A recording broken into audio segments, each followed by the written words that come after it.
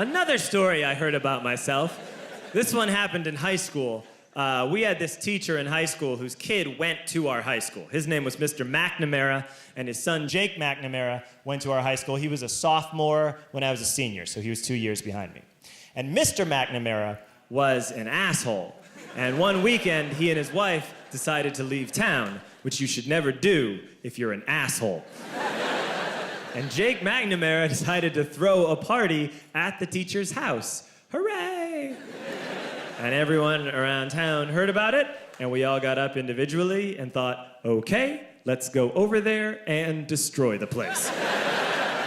I walked into this party, everyone I had ever met was there, and everyone was drinking like it was the end of the world. People were drinking like it was the Civil War and a doctor was coming to saw our legs off. It was totally unsupervised. We were like dogs without horses. We were running wild. I walked down to the basement. They had a pool table in the basement. One dude took a running start and threw his body onto the pool table and broke it in half. So the party was going great. I'm standing in the basement, and I'm holding a red cup. You've seen movies. And I'm standing there, and I'm holding a red cup, and I'm starting to black out. And I guess someone said, like, something. The reason someone had said something, something police was because the police were there. So a Chicago police officer walked down the stairs and got to the bottom in the basement and looked out over a sea of drunk toddlers. And he was almost impressed. He's like, wow. And then he leaned into his walkie-talkie and went, get the paddy wagon. And my friend John, who is now a father, this man now has a baby, he grabbed a .40, smashed it on the ground, and yelled, scatter! And everyone ran in a different direction. We all ran in different directions. It was like that scene in Ratatouille when the humans come in the kitchen and all the rats go in different ways. We all ran in different directions. I ran into the laundry room and I jumped up on the washing machine and I crawled out through a window into the backyard, and now I'm running through the backyard and there was this big chain link fence and I thought, I've never climbed a fence that high before. And then I woke up at home.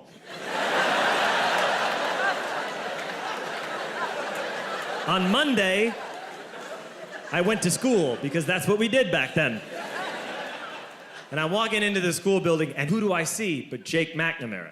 And he says to me, hey, were you at my party on Saturday? And I said, no. You know, like a liar.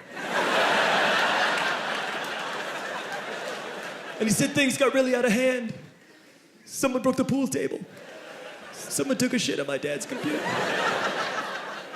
But the worst thing, he says, the worst thing is that someone stole these old antique photos of my grandmother, and my parents are freaking out about it. And I had that thought that only blackout drunks and Steve Urkel can have.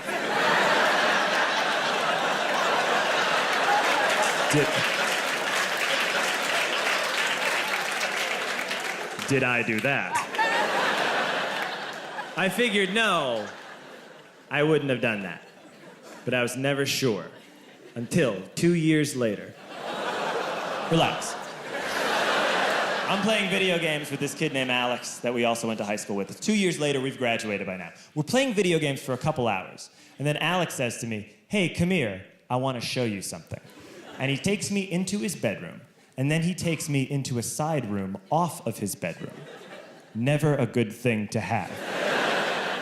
And he shows me a tiny room that is covered wall to wall in stolen antique photos from different people's parties over the years.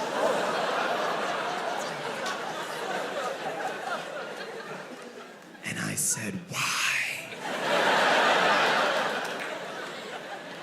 Why do you do this? And Alex said, because it's the one thing you can't replace.